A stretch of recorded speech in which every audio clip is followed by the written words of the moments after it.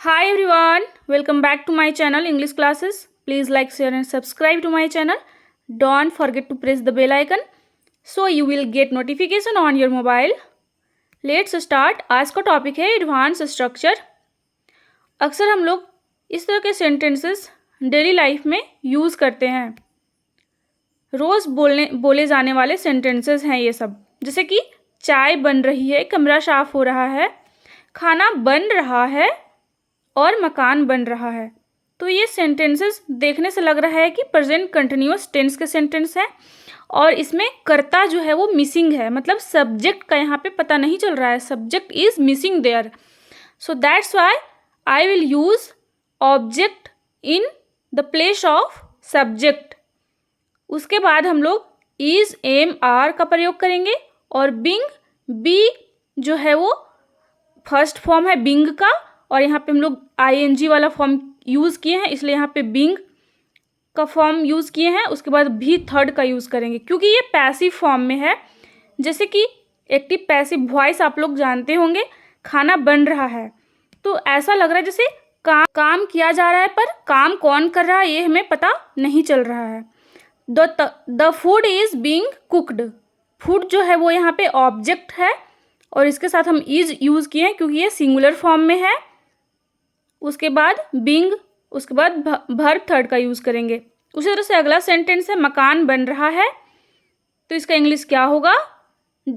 मकान बन रहा है मतलब मकान क्या है, एक ऑब्जेक्ट है। तो a house is being build, a house is being build. यहाँ पे वर्ब थर्ड लगाए हैं, वर्ब थर्ड का फॉर्म लगाए हैं। हाउस के बाद इज का यूज़ किए हैं क्योंकि ये सिंगुलर फॉर्म में है। मकान मतलब किसी एक मकान की बात हो रही है तो इसलिए इज का यूज़ किए हैं। वही अगर प्लूरल फॉर्म में अगर कोई चीज़ होगा तो उसके साथ आर का प्रयोग करेंगे। कपड़े धुल रहे हैं तो यहाँ क्लोथ्स, द क्लोथ्स एस लगाए हैं क्लोथ्स के साथ, तो यहाँ पर क्या हुआ? The clothes are being washed. Clean करने का वॉश होता है मतलब साफ करने का, धुलने का। इस तरह से हम लोग सेंटेंसेस को बनाएंगे। कॉपियाँ चेक हो रही है, ये भी एक प्लूरल फॉर्म में है। कॉपियाँ मतलब बहुत सारे कॉपी हैं तो वो चेक हो रही है, कोई एक कॉपी तो चेक होगा नहीं, बहुत सारे कॉपियाँ चेक होती हैं साथ में, तो इसलिए प्लूरल फॉर्म है तो इसके साथ आर का प्रयोग करेंगे। The copies are being checked. Check का वर्ब थर्ड होता है चेक्ड, तो the copies are being checked. Being का यूज़ हमेशा करना है और वर्ब थर्ड का। गाना गाया जा रहा है, गाना गाया जा रहा है मतलब गाने का काम हो रहा है, पर कौन गा रहा है, कर्ता कौन है ये हमें पता नहीं चल रहा है, तो हम लोग ऑब्जेक्ट का यूज़ करेंगे। जैसे कि द सॉन्ग इज बीइंग संग, द सॉन्ग इज बीइंग संग। सॉन्ग गाया जा रहा है मतलब कर्म पे जोर पड़ रहा है, मतलब ऑब्जेक्ट पे यहाँ पे ज़्यादा जोर दिया जा रहा है। चाय बन रहा है, टी इज बीइंग मेड। ये सब जो है वो पैसिव वॉइस का सेंटेंस है। हम आपको वॉइस भी पढ़ाएंगे, उसमें आपको सब कुछ बताएंगे, एक्टिव वॉइस और पैसिव वॉइस का यूज़ कैसे होता है।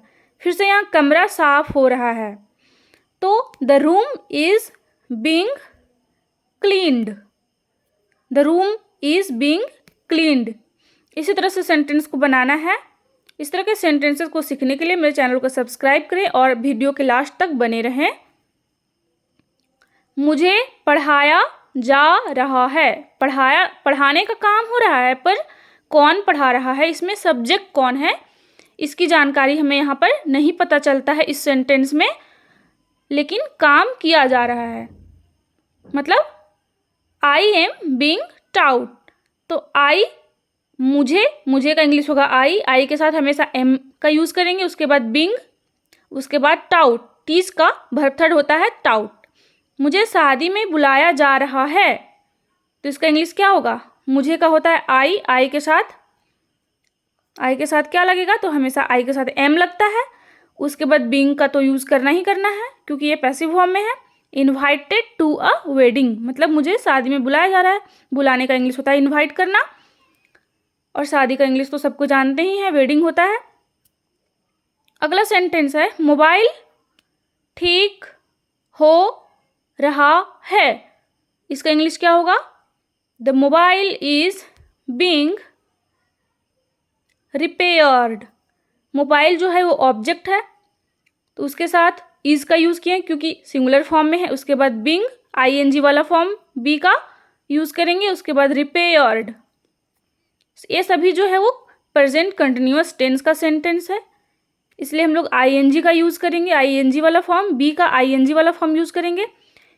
उसके बाद रिपेयर्ड, रिपेयर का वर्ब थर्ड है।